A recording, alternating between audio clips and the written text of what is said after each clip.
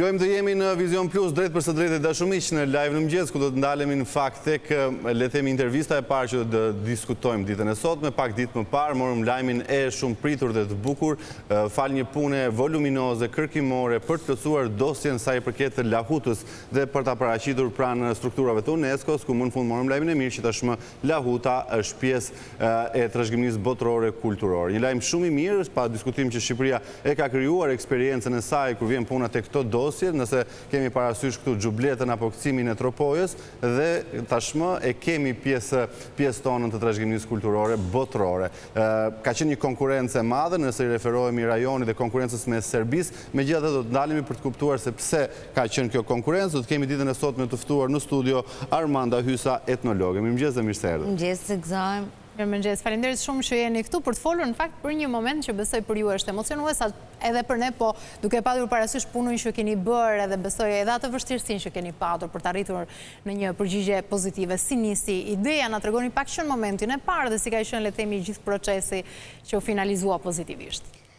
Atëherë ideja ka nisur me një element të trashëgimisë kulturore që quhet eposi i Krishnikëve.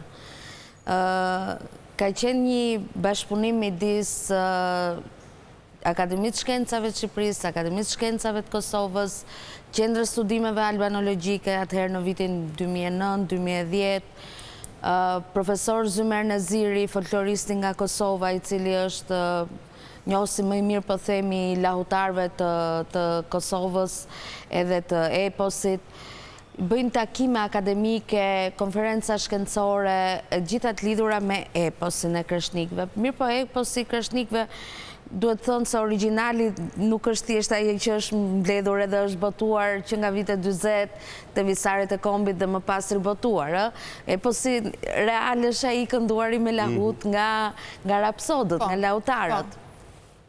Dhe ishte gjithmonë kjo, po themi, dualiteti midis të kënduarit me lahut, eposit, sa i trashëguar është, sa tashmë njihet nga lahutarët e tjerë.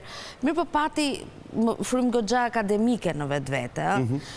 Dia akademike është një gjë, dia praktike që studiusit e kam po duen ta vënë në praktikë është një gjë tjetër. Dhe ajo që lidhet me trashëgimin kulturore jo materiale, listat e UNESCO-s, koncepti trashëgimisë kombëtare pastaj botërore, se pa qenë njerë kombëtare s'mund bëhet botërore, apo jo.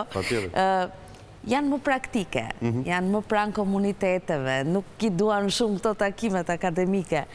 E dyta ishte gjëja që pavarësisht përpjekjeve diplomatike, Kosova nuk arriti të bëhet pjesë e UNESCO-s në vitin diku 2016. 2018 ishte momenti kur Serbia në mos gaboj paraqiti për Guslen. Ndërsa për Kosovën e kisha fjalën pjesë e UNESCO-s. Se po mos ishte, po të mos jesh pjesë e UNESCO-s nuk mund të aplikosh një element. Dhe as mund të jesh pjesë e një dosje të përbashkët, këtu është problemi tjetër. Pra u përjashtua Kosova në këtë rast. Në këtë rast. Kështu që ngeli këtu e kisha fjalën gjithë ky procesi gjatë, akademik. Ngeli Shqipërisë dhe i mbetur në gjysmë si nga ana akademike, nga ana paqartësisë e eposi apo lahuta, po dhe nga fakti që Kosova nuk u pranua në UNESCO që të vazhdonte kjo përpjekje e përbashkët. Dhe sa vjet ju desh dosjes për të plotësuar? Pra ju përmendët pak 2009-2010 që nisën takimet me gjithë takimet, po ishin më shumë në frymën akademike. Kuptohet me qëllimin dhe dëshirën për të aplikuar për UNESCO. Domethënë kjo ishte qëllimi, po ngeli shumë akademike. Më pas ishte viti 2021, nga ka ngelur 1900 të nora, rinis, 2021, kur Ministria e Kulturës, bashkëpunim me Fondacionin Amerikan të Zhvillimit, Shqiptaro-Amerikan të Zhvillimit, AADF,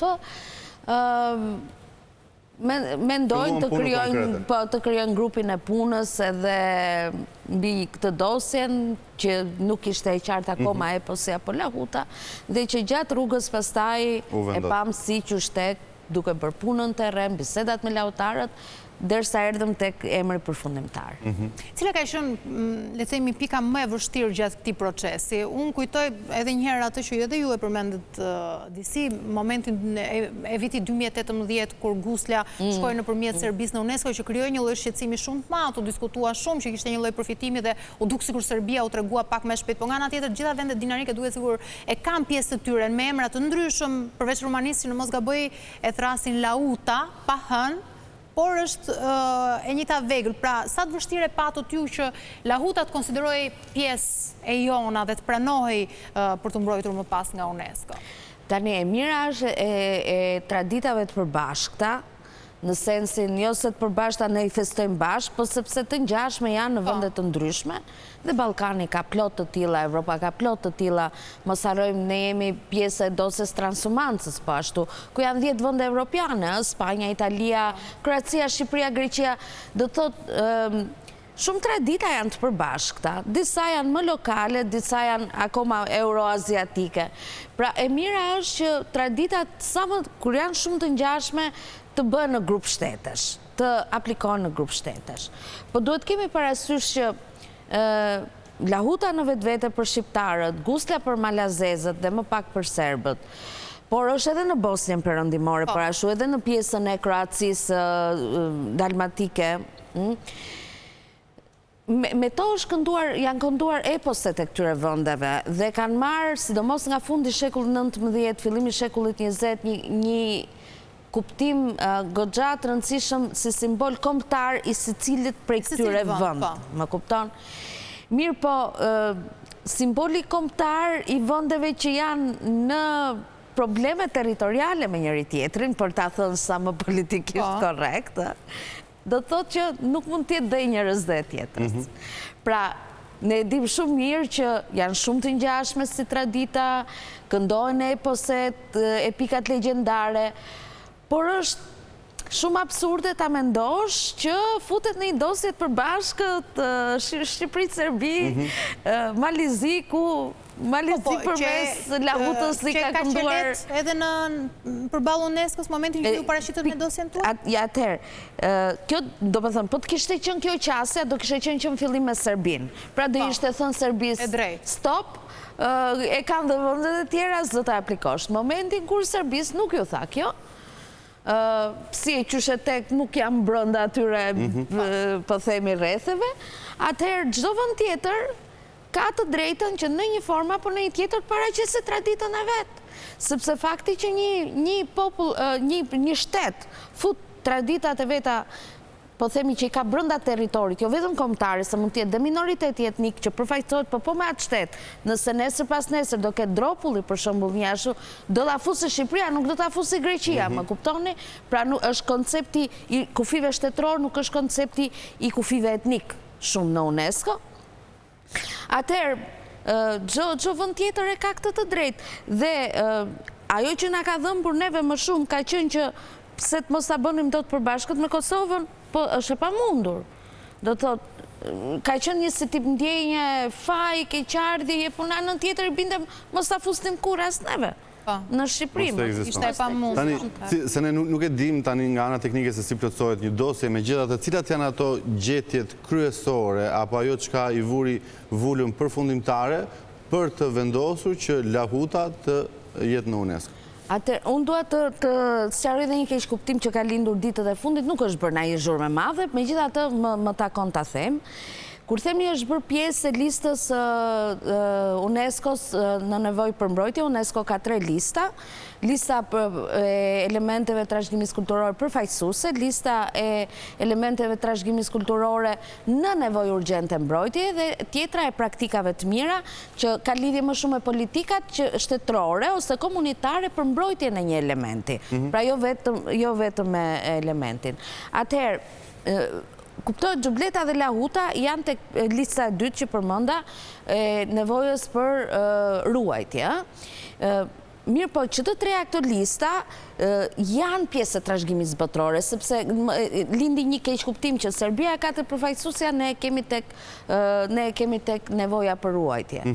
Nevoja për ruajtje është me qenë i sinqert me vetveten. Po, cili është ndryshimi për ata cilët nuk e kuptojnë? Ndryshimi është që mund t'japi atë përshtypjen sikur te ne po zhduket, dhe kështu që UNESCO ka thënë këtyre po zhduket Lahuta, hajde t'i ndihmojmë.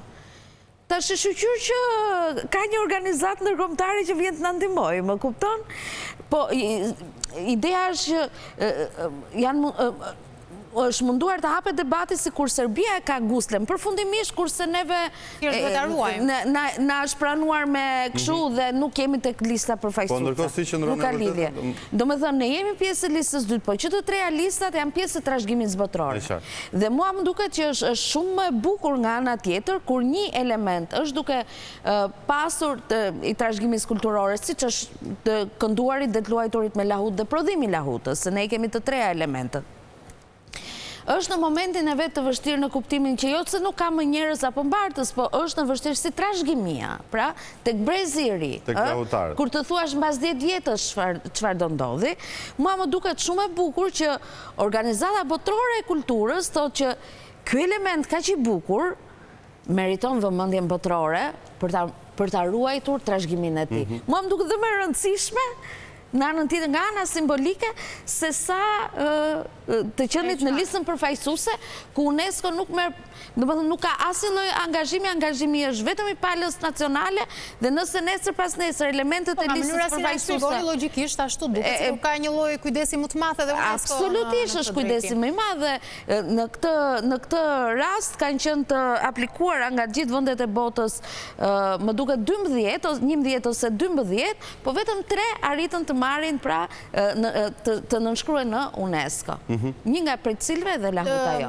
Do doja të kuptonim pak më shumë. Çfarë përfitojmë ne kur Lahuta përfshihet në këtë listë të ruajtjes së UNESCO-s konkretisht? Pra ne kemi dhe Xhubletën, kemi transhumancën Gëksimin e Tropojës. Lista përfaqësuese, ku në listën përfaqësuese kemi vetëm transhumancën dhe Gëksimin e Tropojës, kurse 2 tjerat i kemi në listën për nevojë urgjente. Çdo lloj liste UNESCO ka rëndësinë e vet sa i përket diplomacisë kulturore. Do me thënë, kur gëzohet Italia dhe bën festë të madhe se të gatuarit italian bëhet pjesë e trashëgimisë botërore të UNESCO-s, që Italia fundit ka Romën, hiç gjë mos kishte, mjafton që ka Romën, pra mendoj se sa e rëndësishme është për vendet që nuk e kanë atë ndikimin kulturor, jo në botë, po themi brenda Evropës sikur.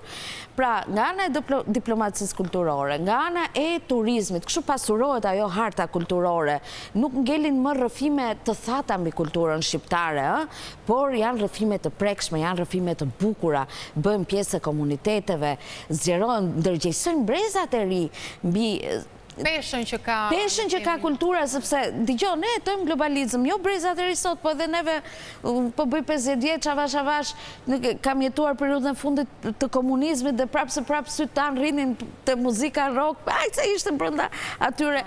Pra është pjesë e globalizmit, po ekzistenca e këtyre elementëve të bën, sidomos kur janë edhe në UNESCO, të bën më vetëdijshëm për atë çka ke dhe duhet ta ruash. Nganjëherë dikush nga jashtë duhet me ta tregu se çka ke ti brenda. Qartë, megjithatë, kur vjen puna tek trashëgimia, ajo pjesa jonë që duhet bëjmë tashmë, pra pasi Lahuta është në UNESCO, a ka gjasa që vetë UNESCO të stimulojë në një akademi të mundshme për, le të themi, brezin e ri, apo vetë ne për t'i dhënë vlerë më tepër për sa kohë kemi tashmë, a mund të ndodhë? Po, do ndodhi, sepse bashkë me dosjen për Lahutën u dorëzua dhe dosja për planin 4 vjeçar për të siguruar trashëgimin e elementit, duke i kërkuar UNESCO-s duke dhënë planin e aktiviteteve se çfarë mund të bëjnë komunitetet dhe Ministria e Kulturës dhe me buxhet. Dhe UNESCO i ka pranuar të dyja, kështu që për një 4 vjeçar, për një 4 vjeçar me paratë e UNESCO-s dhe me vullnetin e mirë të komuniteteve dhe të Ministrisë Kulturës. Ishte shumë mirë. Sigurohet kjo trashëgimi që tham që është në pra rrezikë, në zgrip të kohës. Për ta përmbyllur, për çfarë po bëhemi gati tjetër ne si vend për ta aplikuar? Ke ndonjë informacion? Unë nuk kam informacione, sepse unë kam qenë brenda këtyre dosjeve që kanë qenë nga 2020-21. Më tej, unë dëgjova kur u bë festa, Ministri Gonxha bashkë me presidentin e ADF-s premtuan që do të ketë, të tjera, po nuk e di konkretisht, po nuk e di konkretisht. Ja, po presim atëherë. Faleminderit shumë që ishit me. Faleminderit dhe juve. E do të shkojmë në publicitet, rikthehemi pas pak.